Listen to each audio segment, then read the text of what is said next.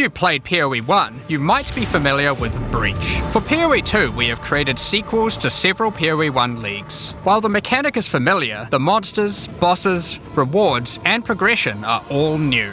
A breach is a tear in the fabric of reality. Opening it will allow you to see the demons and otherworldly monstrosities that lie in wait on this other plane of existence. By engaging with a breach, you'll create a bridge between their world and Wraeclast. In order to keep the breach open, you will need to kill the demons that pour forth. The faster you can kill the monsters, the more monsters you will fight, and the more loot you will find. You can also find clasped hands that will open and drop more items if you run over them. These can be a good boost to the rewards of the breach, so keep an eye out. One of the rewards that you may find while fighting monsters from Breach are tablets. Tablets are special items that can be used with precursor towers to add more encounters to the Atlas. Breaches will drop breach tablets. Clicking on a completed tower will allow you to consume the tablet to add more breaches to areas within range of the tower. This makes all the content in the Atlas self-sustaining. Want to do more breaches? Find the tablets, add them to your towers, get more breaches, getting more tablets. Soon your Atlas will be covered in otherworldly domains. In addition, like all items in PoE, you can craft them. Use your currency to add mods to your tablets, allowing you to upgrade all the breaches in range. Tablets can have up to 2 mods. These mods do things like adding extra rare monsters, extra clasped hands, or even monster density of breaches, allowing you to keep them open longer. Often you will find multiple towers near to each other with overlapping areas of effect. This can allow you to really juice the mechanic by stacking the mods from multiple tablets. In your fight to hold the breach demons at bay, you may want to use the powers of their world against them. Each endgame mechanic always has player power that can only be gained from that mechanic, and Breach is no different. In Breach you will find catalysts, items that can increase the quality of rings and amulets by improving specific mods.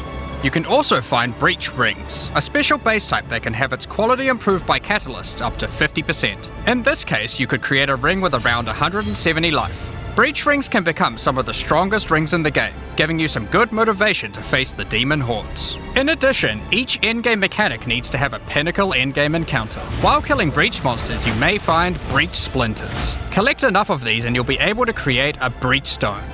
Using a Vaal technology called the Realm Gate, you can use your Breach Stone to access their domain and bring the fight to them.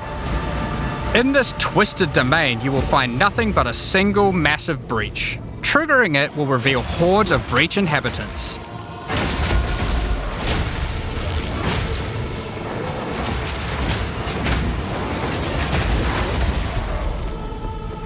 And should you be fast enough, you will be able to fight their leader, Zesht. We that are one. We that dreamed. We in nightmare. We that are one. Fate belies truth.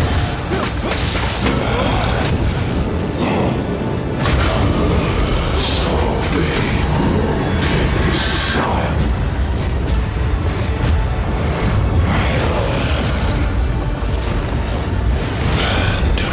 This is just one of the pinnacle encounters of PoE 2. We won't be showing the rest of them, so you will have to discover them for yourself. But rest assured, this is some of the hardest content we have ever made. All these encounters have specific uniques that can only be found from them, but that's not all. We still have the progression system. Defeating Zesht will give you points to allocate into the Breach section of the Atlas tree.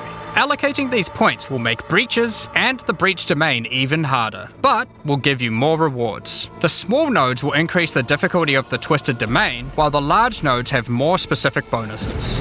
For example, this node adds more clasped hands to your breaches, and adds a pack of magic monsters that can guard them. Get some more points and you can allocate Waking Nightmare, which will double the number of splinters you get from clasped hands, and inflict you with a mysterious debuff. In order to earn more points, you will need to defeat Zesht at a higher difficulty, and some rewards from Zesht can only be found by increasing the difficulty of the Twisted Domain above certain thresholds.